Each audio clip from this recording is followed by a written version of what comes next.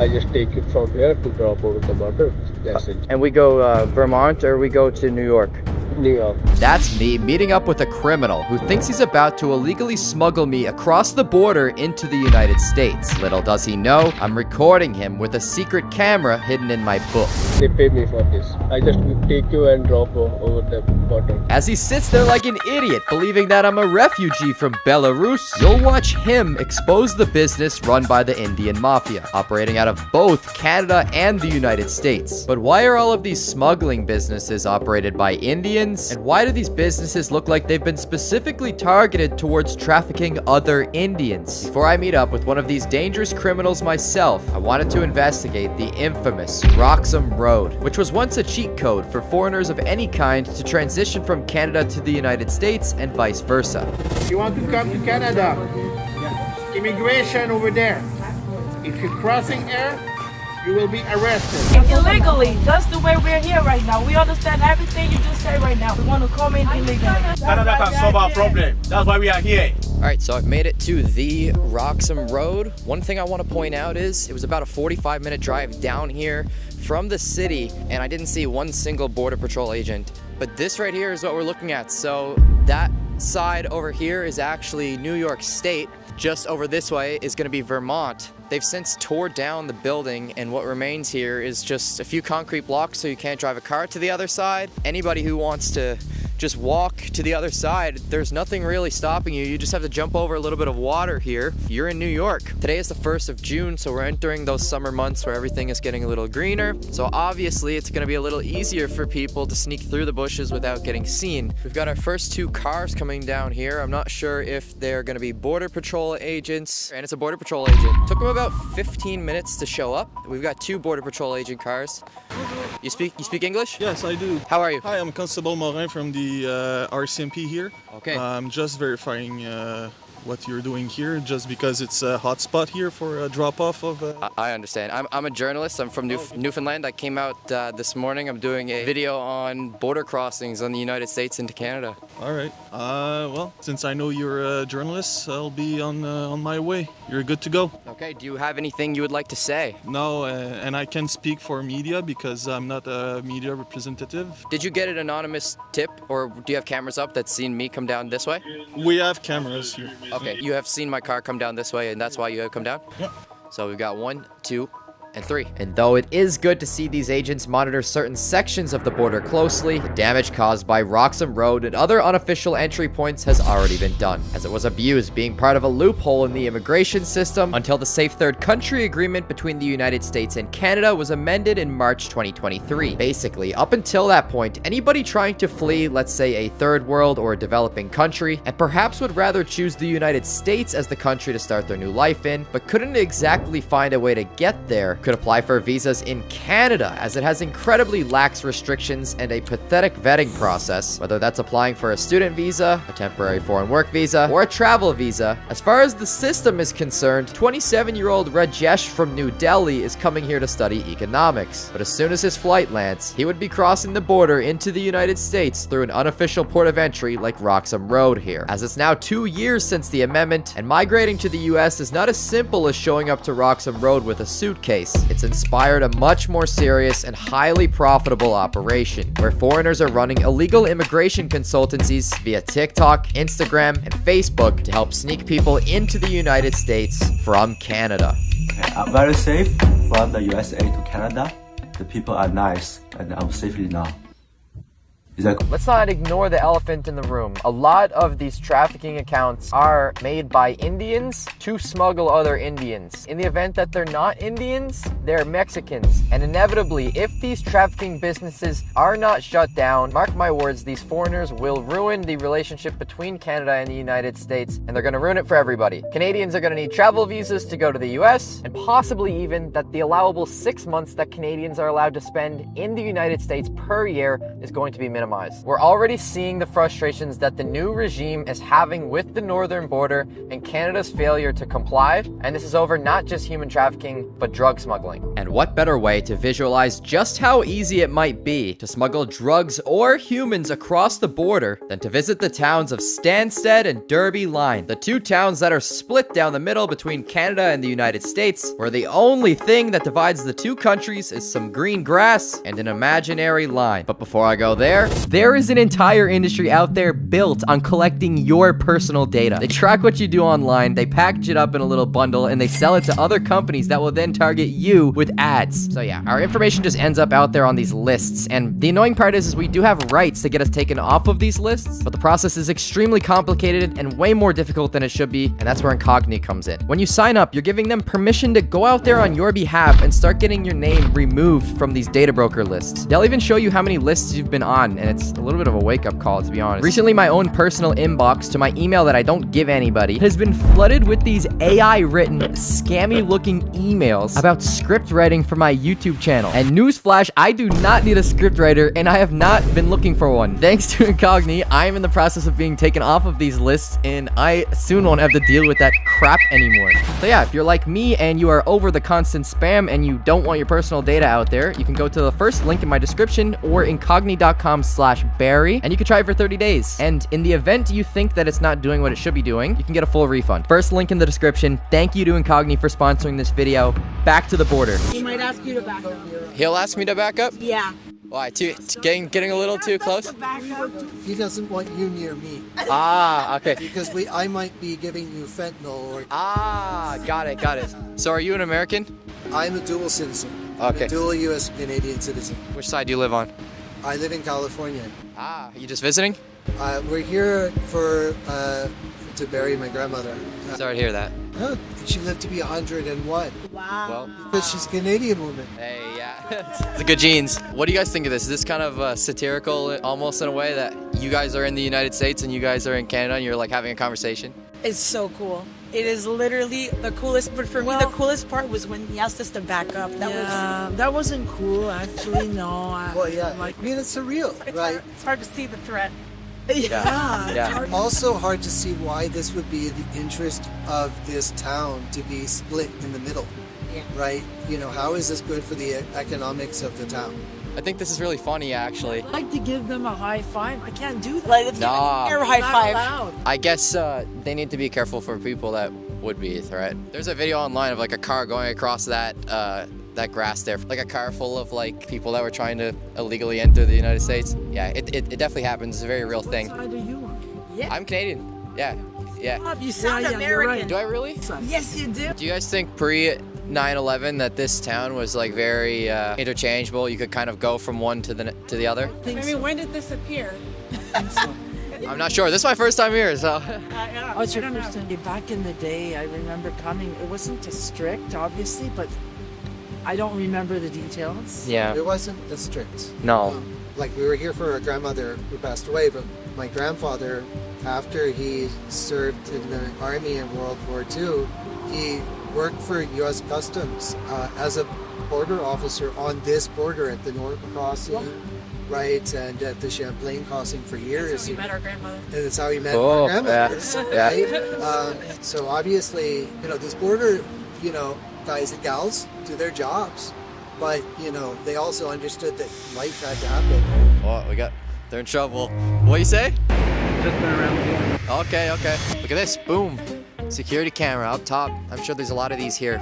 Probably some open, some hidden. This right here is the library that used to be shared between Canada and the United States and is now only accessible via United States land. Hey, look at this house right here. It's actually, the backyard of the house is in Canada and the front side is in America.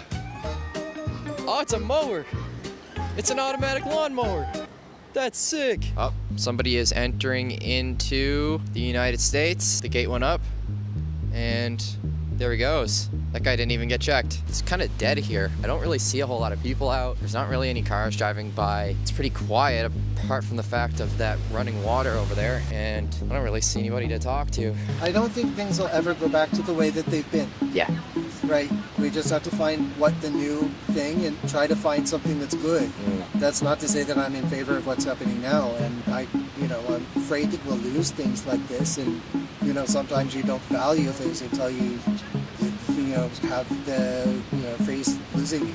Yeah. I mean, obviously we come from out of town, but I hope that the people who live here, that we're not making things worse for their lives. But as a Canadian on one side and 2 Americans on the other, is it really a matter of our own wrongdoings? Is the trade war something us citizens could have prevented from happening? Or are these tensions between Canada and the United States perpetuated by foreign crime organizations that are operating within us? I wanted to dive deeper into these illegal immigration consultancies, as it's a very serious crime that looks easily preventable. I mean, it operates in plain sight on publicly available social media accounts. It seems it's never been easier to cross an international border. No dark web, no sketchy crypto transactions. In fact, it's so easy to find a smuggler. After reaching out to just a few, I found somebody to take me from Quebec to New York, organized within the same week. It's one thing to note that these smuggling businesses are operating along the entire US-Canada border, as I came across several Instagram accounts that are offering smuggling from Surrey, BC to Seattle, Washington. But the majority of these accounts are offering services over here from Montreal to New York. And this means it's either one of 2 things going on here. Either each Indian smuggling account is its own individual business entity, run by a handful of people and unrelated to the other businesses, or these operations are spread out along the entire border and branded differently to create the illusion that these are separate businesses, when they are actually run by one giant criminal entity.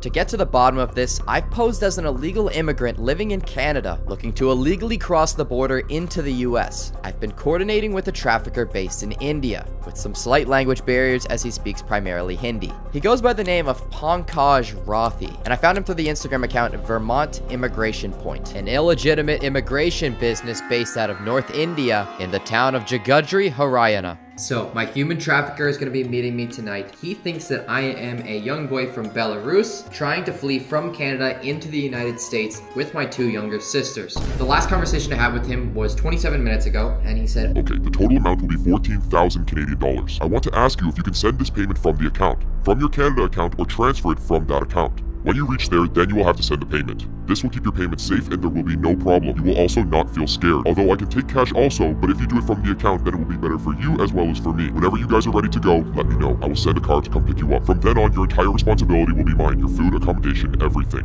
This is scary, bro. Like, this is some fucking scary shit. But I knew what I had to do in order to expose these criminals and prove just how easy it is for the Indian mafia to harness the power of social media and exploit the US-Canada border for financial gain. The man I've been coordinating with says he's based out of India, which I believe to be true because through a screenshot on his phone, I was able to cross-reference the time to the current local time in India, and it matched perfectly. What's even more concerning is that these businesses seem to operate in a hierarchy, and I'm going to infer that the people doing the dirty work are often making the least money. This would be the runners, the people who are picking up the clients and dropping them to and from the border. The people who are organizing the crossings, finding the clients, and running the social media accounts are likely taking a bigger cut. I want to put emphasis on a certain message he sent me. Listen to one more thing. No matter how much money someone asks you for, even if it is $10, you do not have to give money to anyone. If anyone asks for money without asking me, you can call me at any time. Even after your crossing, you are not to pay money to anyone unless I ask you to make the payment. I showed up to a nearby grocery store to equip my hidden camera that I'd use to record the entire interaction. As far as I can see, no other YouTuber or journalist has gone out of their way to do what I'm about to do, so if you appreciate this topic being covered, please subscribe to me so I can make more videos like this. This is extremely dangerous and seriously compromises my safety, so please do not recreate anything you see in this video.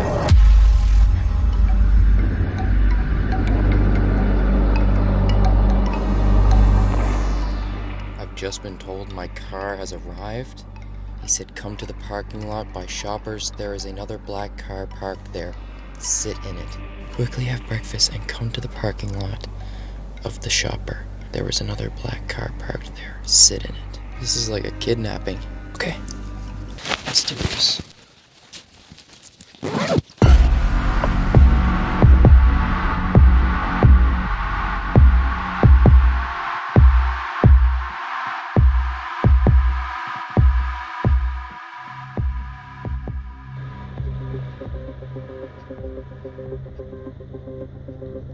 How are you? Can are you with who are you with? Who sent you? Who sent you here? Pankaj? Okay. Is it Pankaj? You are the alone? I know. I have two, but they wanna know a little bit how it works before. They're kind of scared. Okay. What do you want to know? Well, I thought people were gonna be with us. You want people with us, with you? I know. I was told that two people come. Okay. Just you? Oh no. Yeah, just I. Okay. I just will take you and drop over the border. Do you walk with us, or we have to walk? No. You have. Oh, we have to walk ourselves? Yeah. So they guide you. They have your location. Oh, and they say left or right? Yeah. Okay, okay. So, okay, so we go alone. Yeah. And then somebody on the other side meet? Yeah, somebody on the other side, just like me, they have a car, so they take you from the border. Okay. And the walk has how long? It's around 1 hour. Okay, I have to talk to them because we've been waiting for 10 hours. Okay. We wait 10 hours because he made us come here early. Okay, so you talked with your agent. Talked with them. They are tired. Okay. They're like tired. So the walk might be too long. Okay. It's around maybe a 40-45, just like this. It's a maximum 1 hour. Oh, just 1 hour walk? Yeah, just normal. It's around 40-45 minutes. Not long too much. Okay, and then how long we wait for a drive in America? When I drop over the border, you have a walk, and then they pick up from the borders, and you go America, where you want. Okay. Yeah. And you enter in America. Okay, and is it dangerous? No. Not too dangerous? Not too dangerous. Like how you are aware about that? Okay, I wear dark. Yeah, so is it best to do it at nighttime? Oh yeah. Not good in the day? Not good enough. Okay, and we go Vermont or we go to New York? New York. New York. After that, where you want to go, you can go. You tell them. Oh, they drive us where we go. Yeah. Okay, and no extra money for the drive in America. I don't know about that. Included. No, I don't know about that. Okay. Yeah. So how do you make money then? For you drive us? No, they pay me for this. I just take it from here to drop over the border. That's it. Okay, you don't take money from Yeah. You don't take my money. Yeah, they take money when they see you. Okay. So you have here apartment or?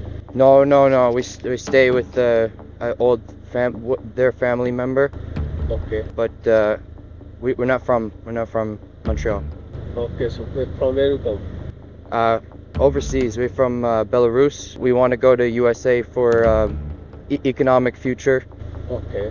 But yeah, they're just scared now because we've been waiting all day, and they just tired and thinking about it. Don't want to go today. What about if they say no? Could you get us tomorrow? Can give me a second. I'll just talk to them. Okay, you talk to him. I go talk to them. Okay. Okay. Thank you. I gotta get out of here. He's calling somebody on the phone. That is absolutely